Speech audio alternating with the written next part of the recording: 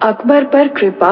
एक दिन दिल्ली दरबार में तानसेन गया रहे थे। अकबर ने कहा, तानसेन तुम बहुत अच्छा गाते हो, तुमसे अच्छा गायक इस पृथ्वी पर कहीं नहीं है। तानसेन ने कानों पर हाथ रखकर कहा, बादशाह सलामत। संगीत के अगाध समुद्र तो हमारे गुरुदेव श्री स्वामी हरिदास जी है, हम तो उस समुद्र की एक बिंदु भी नहीं है। अकबर ने कहा, तुम्हारे भी कोई गुरु है? वे कहाँ रहते हैं? तानसेन ने कहा, वे वृंदावन निधिवन में रहते हैं। अकबर ने कहा, उन्हें यहाँ बुलाओ, हम उनकी गायकी सुनना चाहते हैं। तानसेन ने कहा कि राजा के पास कोई तभी आएगा जब उसे कुछ भेय या धन मिल जाए, परंतु वे तो अत्यंत निष्काम महात्मा है। वे छोटे दरबारों में नहीं आते, उनका दरबार बड़ा है। अकबर ने सोचा कि हमसे बड़ा दरबार कौन सा है। उसने तानसेन से कहा कि हम ही उनके पास चलेंगे। तानसेन ने अकबर से कहा, यदि आप बादशाही ठाट बाट में जाएंगे तो उनके दर्शन हो ही नहीं सकते। वे विरक्त संत है, कुंज के भीतर अपनी रसोपास में ही मग्न रहते हैं। ऐसे विरक्त संतों के निकट जाना सबके बस का नहीं है। उनके किसी निकट शिष्य के साथ अत्यंत साधारण वेश में जाना होगा। आपको हमारा सेवक बनकर चलना होगा। अकबर ने स्वीकार किया। तानसेन दर्शन करने अंदर गए, स्वामी जी को साष्टांग प्रणाम किया। अकबर बाहर खड़ा रहा। स्वामी जी ने कहा, तानसेन बड़े समय बाद आए हो, बिहारी जी के लिए कुछ गाकर सुनाओ।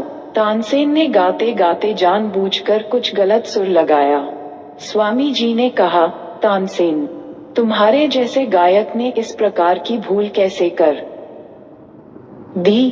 तानसेन ने कहा कि अपराध क्षमा करें, आप कृपा करके इस सुर को सही गाकर सुनाएं। स्वामी ने गाना आरंभ किया और उनका गान सुनकर अकबर भूल गया कि वह सेवक के वेश में बाहर खड़ा है। वह जोर से बोल उठा, वाह वाह वाह, क्या गाते हैं, ये तो खुदा का चमत्कार है। स्वामी जी बोले, बाहर कौन है? अभी कौन बोला? तानसेन ने कहा, गुरुदेव, बाहर जो खड़े हैं वे बादशाह अकबर है। स्वामी जी ने बाहर देखा तो अकबर अति साधारण वस्त्रों में हाथ जोड़कर एक सेवक के वेश में खड़ा है। बादशाह को अंदर आने की अनुमति दी। राजाओं के स्वभाव अनुसार अकबर ने स्वामी जी को अपने गले का अति मूल्यवान रत्नों का हार भेंट किया। स्वामी जी के पास एक हिरण का बच्चा खड़ा था। उन्होंने वह हार उसके गले में डाल दिया और वह हिरण वन में भाग गया। बादशाह सोचने लगा कि इतनी मूल्यवान रत्नों की माला इन्होंने हिरण के गले डाली। ऐसे रत्न बड़ी मुश्किल से मिला करते हैं। स्वामी जी उसके मन की बात जान गए। उन्होंने आवाज लगाई तो हजारों हिरण वहां आ गए, जिनके गले में वैसी ही मालाएं थी। बादशाह ने कहा कि मुझे कुछ सेवा का सौभाग्य प्रदान करे। स्वामी जी ने कहा कि यहाँ किसी चीज की आवश्यकता नहीं है।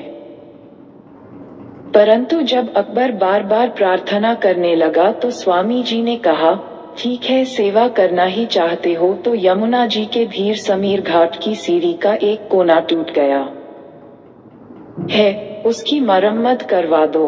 बादशाह को मन में बड़ा बुरा लगा कि इतने बड़े बादशाह को एक सीढ़ी बनाने की सेवा कह दी।